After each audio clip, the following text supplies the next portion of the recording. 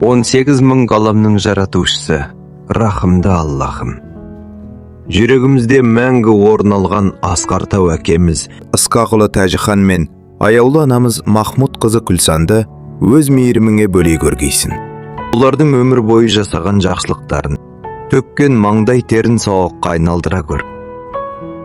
Уа рахымды Раббым, Оларды барлық күнәларынан тазартып, қабірлерін нұрға толтыр. Жалғыз қалған қабірлерін кеңейтіп жарық қыл. Қабірлерін жайлы, рахат болатын жәннат бақшасының бір бағына айналдыра көр. Оларға жан тыныштығын, жүрек рахатын, мәңгілік тыныштық пен мейірімімді нәсіп еткейсін. Өмірінде жасаған жақсы амалдарын қабыл етіп, қателіктер мен кемшіліктерін толық кешіре көр.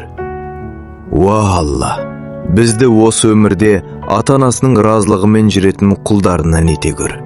Ақырет күні жәннаттың ең жарық, ең нұрлы орындарында олармен қайта қауышуды жаз. Уа Раббым, ата-анама сенің кең мейірімің мен кешіріміңді, нұрлы орын мен жоғары дәрежелерді нәсіп ете көр.